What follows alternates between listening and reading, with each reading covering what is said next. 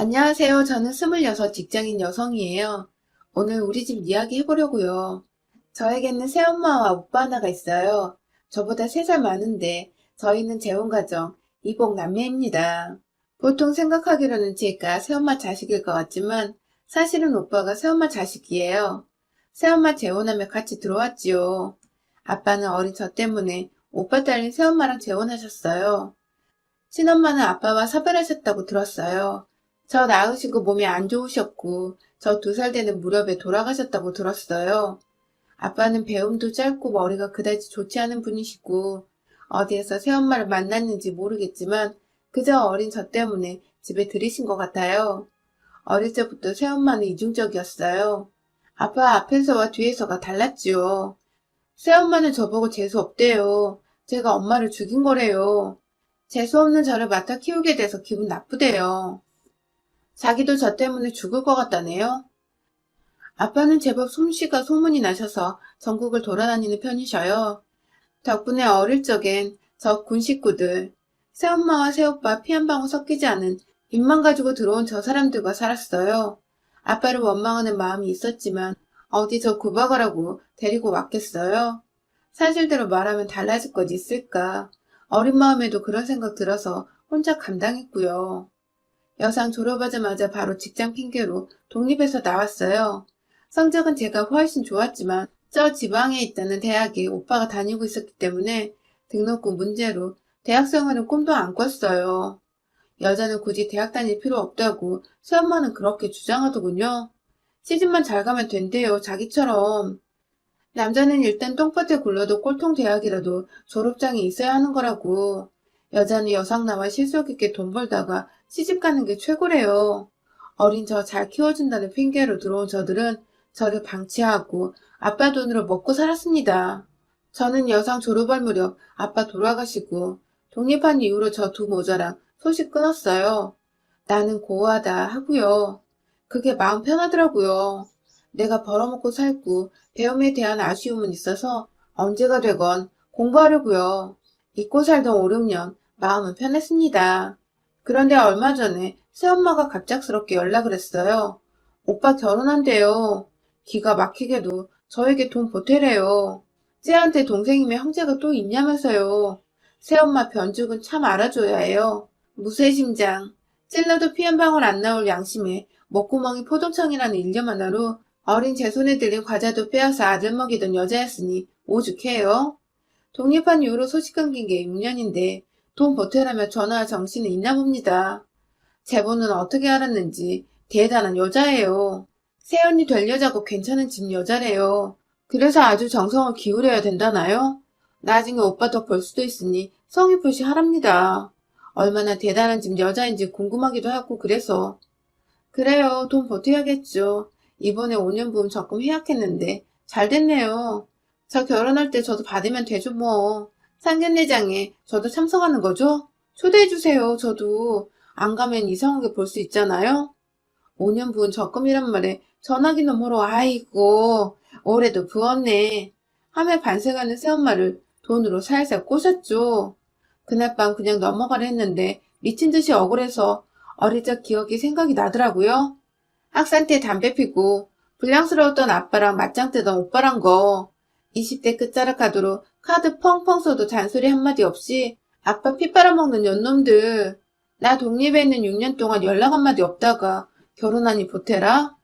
아빠가 공사판 돌아다녀도 하루벌이 3, 40인 기농공인데 전국 지방까지 돌아다니며 벌어온 돈 어쩌고 저에게 내놓으라 말아인지 심장이 벌렁거리고 그 와중에도 지방 삼류대학 지성 쪽으로 간 것도 예비에 걸려서 가네마네 하던 때 술 마시고 우리 아빠와 나 원망하며 방으로 쳐들어와 해코지하던 개새끼 새오빠.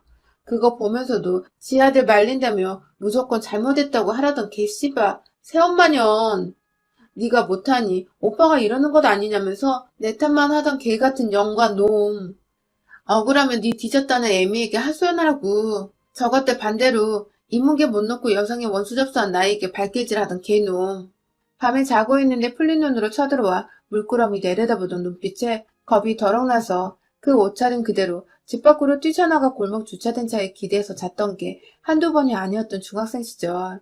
언젠가 빨래 건조대에서 낙디 날끈 내 속옷 보고 아빠가 한 소리 하자 새엄마년이 목청 높아 사네 안 사네 지랄치자 달려나와 우리 아빠 멱살 잡던 개새끼.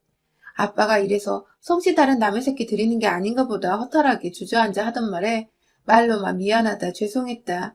아빠 앞에서 무릎 꿇고 눈물을 흘리던 이 모자는 아빠에게 받은 분노와 상처가 뼈아프다며 아빠 눈피에 나 여고생 때 온갖 폐악질 떠던 생각나서 치가 떨리더라고요. 새엄마년?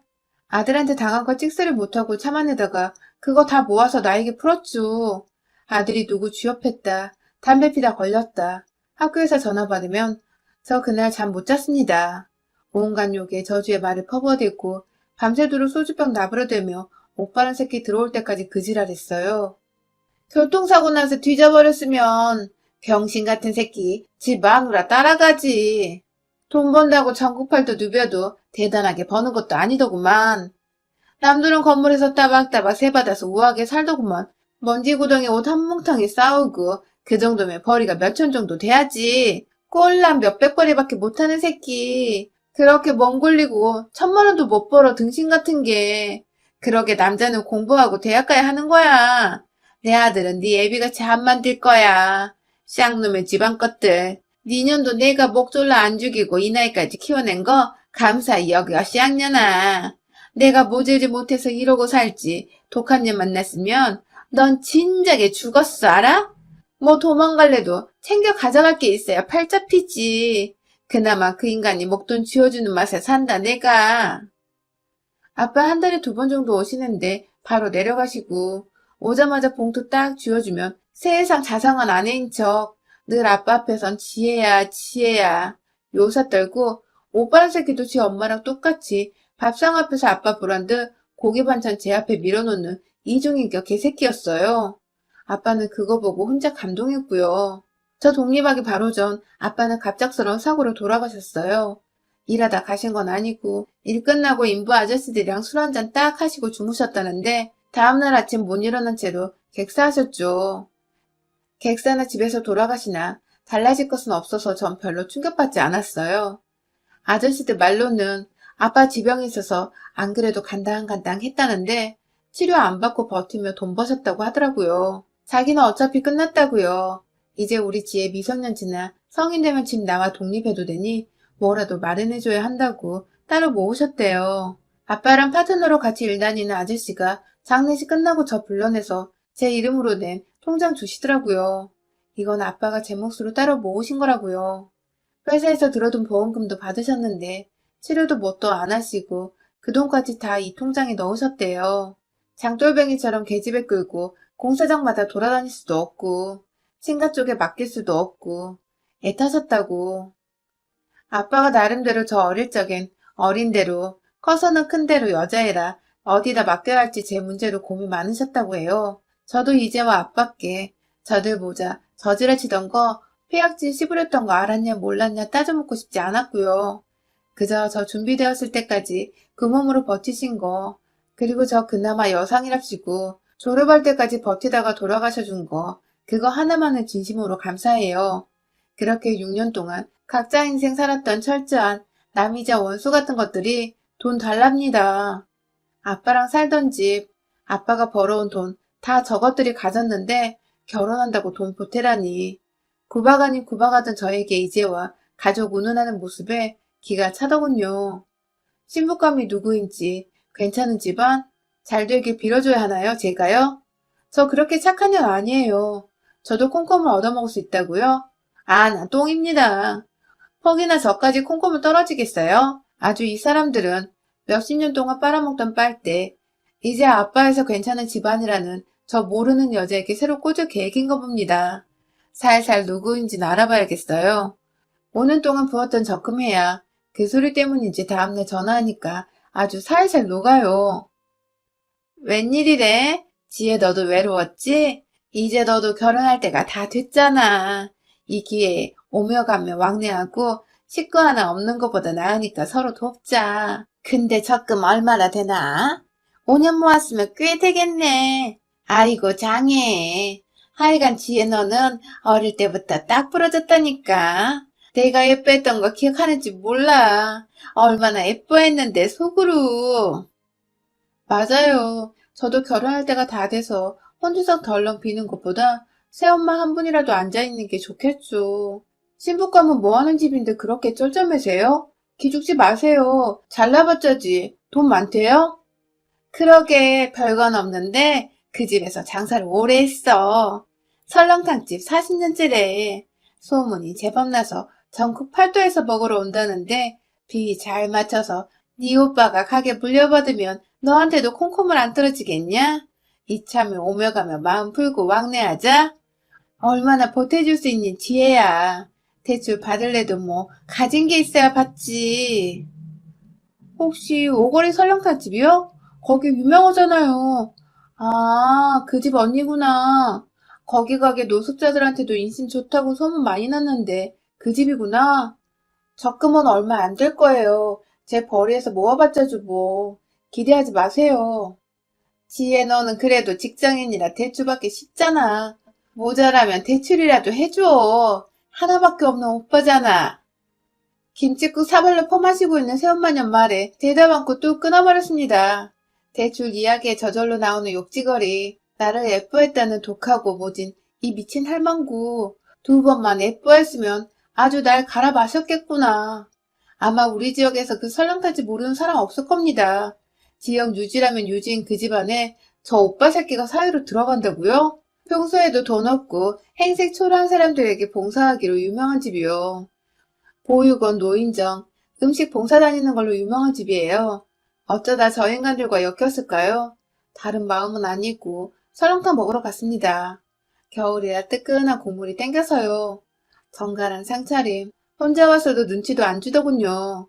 종업원 아주머니에게 사장님 어디 계시냐? 오늘 안 나오셨나 여쭤봤지요. 잠깐 장부 보신다 해서 사장님 뵙고 싶다. 긴하게 드릴 말씀 있다 했죠. 두근두근 어떻게 말해야 하나 후루룩 국물을 떠넘기며 생각하고 또 생각하고 있었어요. 위층에서 내려오신 사장님에게 제가 부탁드린 아주머니가 가서 말하고 저를 손으로 짚으며 말하는 것을 보고 있었지요. 난생 처음 누군가의 인생의 간섭, 일생일대의 큰 회방질을 하려니 두근두근 머리가 멍해져 아무 생각도 안 들고 입이 탔습니다. 나이 지긋한 설렁탕집 사장님이 사무실로 갈까요? 하시더라고요. 저도 그것이 편해 따라갔습니다. 안녕하세요. 저 김지혜라고 이두식 씨 동생이에요. 이복 남매고요. 이두식 씨 모친은 제 새어머니 되십니다. 따님 시어머니 자리, 그리고 남편 될 이두식, 그 사람들 인간 아닙니다. 이두식 중학교 때부터 담배, 술, 친구 두들겨 패며 불량하게 산 사람이고, 이복 동생인 저도 그 사람 때문에 방에서 자지도 못하고 한밤중에 도망나가 길바닥에서 잔 적이 한두 번 아니에요. 따님 시어머니 자리는 더 심해요. 저희 아빠 계실 때와 안 계실 때 모습이 다른 사람입니다. 사장님과 사돈 맺는다고 6년 동안 소식 한 장 없이 지내던 저에게 대출까지 요구하는 사람들이에요. 이 집 사이돼서 가게 물려받으면 저에게도 콩고물을 주네 마네.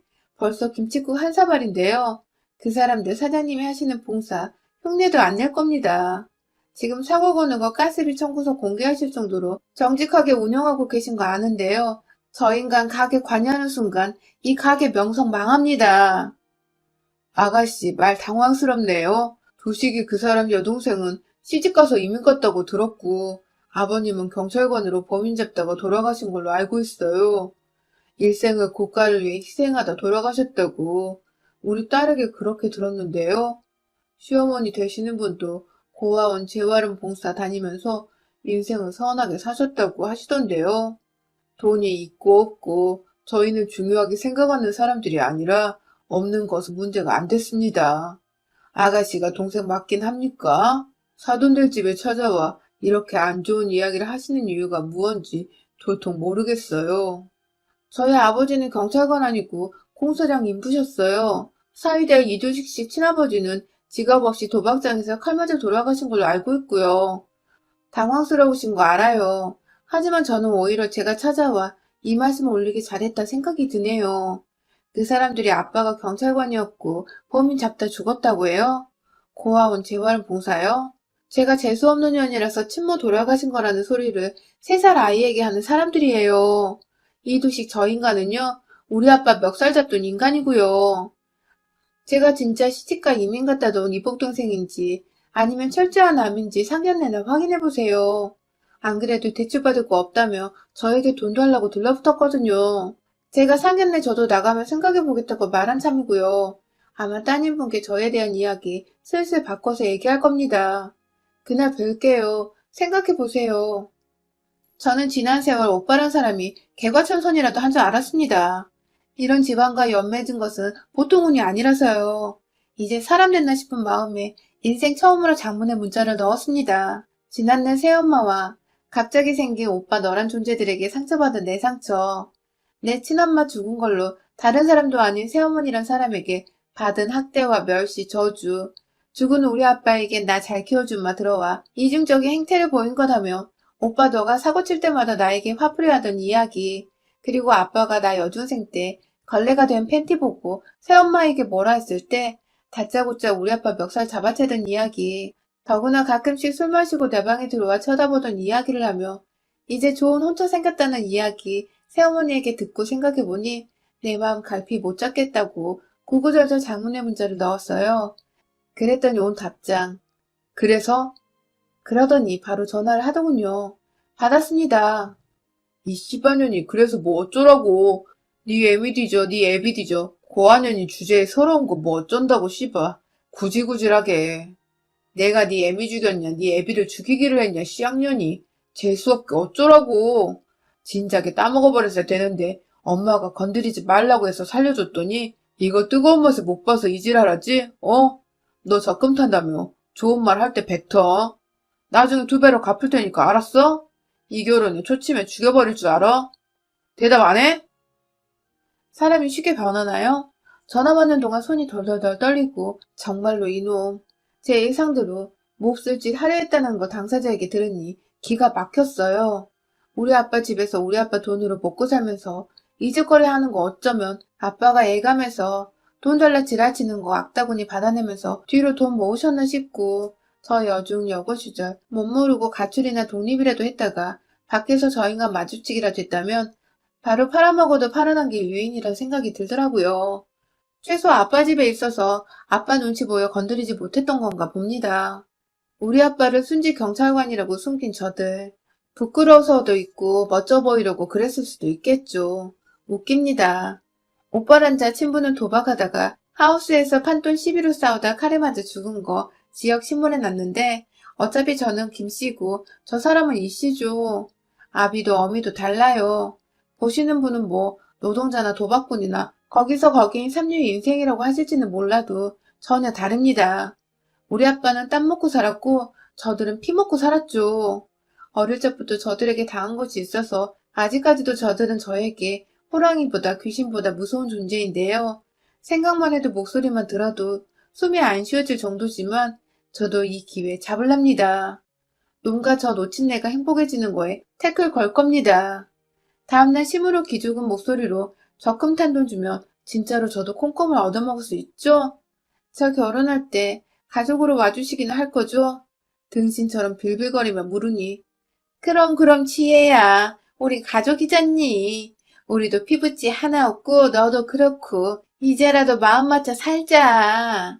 어제 네 오빠한테 서운하다고 문자 넣었다며?